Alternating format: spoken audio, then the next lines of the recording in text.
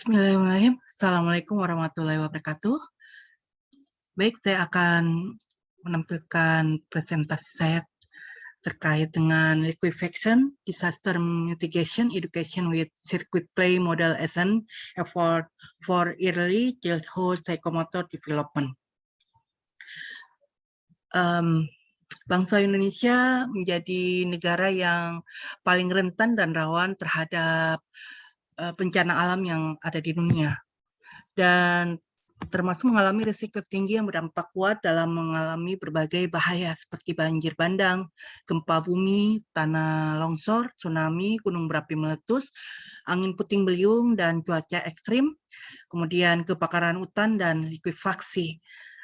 Menurut Afadil dari catatan The Global Seismic Hazard Assessment Program, bahwa Indonesia merupakan negara yang dilintasi secara sinambung jaring kerja geotermal, sehingga tidak aneh jika Indonesia rentan terjadi letusan gunung berapi, gempa bumi, retakan lapisan tanah, dan semburan gas bumi, sehingga Indonesia termasuk kawasan yang memiliki kemungkinan gempa berskala tinggi. Pemerintah Indonesia telah mengeluarkan Undang-Undang Nomor 24 Tahun 2007 tentang penanggulangan bencana. Ini merupakan cikal bakal keberlangsungan program pengurangan risiko bencana di Indonesia. Pendidikan kebencanaan mencakup ruang lingkup aspek-aspek yang perlu dipahami dan dilakukan dalam suatu siklus manajemen bencana. Aspek tersebut mencakup pengenalan akan fenomena alam maupun aktivitas manusia yang berpotensi menimbulkan bencana yang ada di lingkungan sekitar. Kemudian sejarah kejadian bencana, dampak yang dapat ditimbulkan, cara-cara menghadapi peristiwa bencana, penanganan kedaruratan bencana, serta upaya penyelamatan diri dari suatu peristiwa bencana.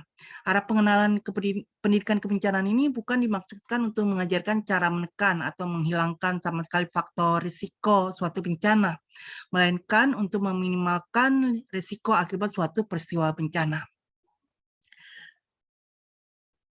Penelitian ini metodenya menggunakan penelitian kualitatif yang bersifat studi pustaka, dan dengan melihat bagaimana dari buku-buku dan literatur lainnya. Kemudian dalam penelitian kepustakaan, metode yang digunakan adalah untuk mengumpulkan data penelitian berupa data kepustakaan yang telah dipilih, dicari, disajikan, dan dianalisis. Sumber data penelitian ini mencari data kepustakaan yang substansinya membutuhkan tindakan pengolahan secara filosofis dan teoritis. Hasil penelitian dan pembahasan. Sesuai Peraturan Menteri Pendidikan Nasional Nomor 58 Tahun 2009, bahwa tingkat pencapaian perkembangan motorik kasar pada anak usia 5-6 tahun meliputi yang pertama, melakukan gerakan tubuh secara terkoordinasi untuk melatih kelenturan, keseimbangan, dan kelincahan. Kemudian yang kedua adalah melakukan koordinasi gerak kaki, tangan, kepala dalam menirukan tarian atau senam. Yang ketiga, melakukan permainan fisik dengan aturan. Kemudian yang keempat adalah terampil menggunakan tangan kanan dan kiri. Dan yang kelima adalah melakukan kegiatan kebersihan diri. Pengembangan psikomotorik menjadi aspek yang paling menentukan kemampuan anak menghadapi situasi sulit, berat, dan berbahaya, bahkan dapat mengancam jiwa anak. Mengembangkan psikomotorik akan membuat anak menjadi lebih adaptif dan segera merespon situasi dengan tepat setelah memperhatikan situasi dan kondisi yang ada di sekitarnya, terutama anak-anak yang berada di daerah bencana. Kemudian setelah anak mengenali dan memahami situasi yang sedang dihadapinya saat itu, ini dikategorikan adalah kognitifnya, misalnya peristiwa bencana gempa bumi. Ketika anak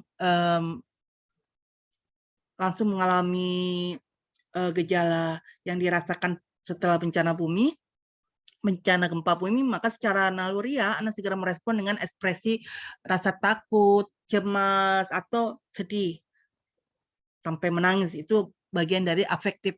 Kemudian proses yang dialami anak adalah sesuatu yang memang wajar dialami seorang manusia, apalagi seorang anak kecil yang belum banyak belajar mengenal bagaimana dunia ini, dan memiliki pengalaman dalam menangani situasi sulit dan berbahaya semacamnya, sehingga reaksi anak menghadapi situasi bencana gempa bumi bisa berbeda-beda.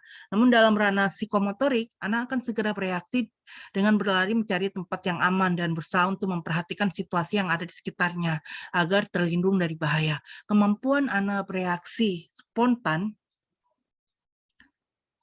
dan segera mencari bantuan yang dibutuhkan tentunya membutuhkan banyak arahan dan bimbingan sebagai bekal dan persiapan anak menghadapi situasi darurat seperti ini.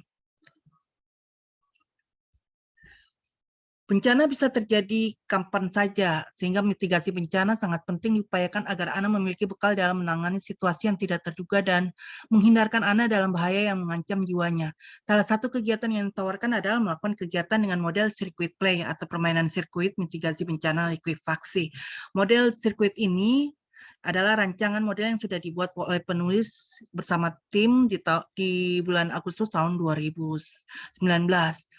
Kemudian, sebagai salah satu pengembangan psikomotorik dan melihat kegiatan bermain circuit play ini merupakan hasil belajar pada ranah psikomotor, maka dapat dipahami bahwa model ini dapat menjadi salah satu kegiatan positif dan bermanfaat bagi anak usia dini. Model ini bisa menjadi bekal dan alat keterampilan gerak dasar yang membangun kondisi anggota tubuh menjadi lebih responsif maupun adaptif untuk menghadapi situasi yang mencekam dan menakutkan bagi anak. Semakin sering anak berlatih dalam memainkan model ini, dari tahapan pertama soft skill play saat bermain di matras, maka anak belajar untuk memperhatikan gambar dan petunjuk yang tertera, sehingga anak bisa lebih terlatih dan terbiasa membaca atau memperhatikan berbagai tanda atau simbol yang muncul di sekitarnya. Selanjutnya, setelah anak melakukan pemanasan pada tahap pertama, kondisi anak lebih siap saat bermain pada tahapan kedua, yaitu hard skill play. Anak berfokus pada kegiatan fisik motorik yang lebih berat dan membutuhkan tenaga yang lebih besar, maka kondisi tubuh anak menjadi lebih luas, cekatan, daya tahan tubuh anak menjadi lebih kuat, tangguh, dan lebih adaptif. Ini contoh dari matras bermain yang bagian dari yang soft skill play. Jadi anak mengikuti instruksi yang ada di gambar tersebut.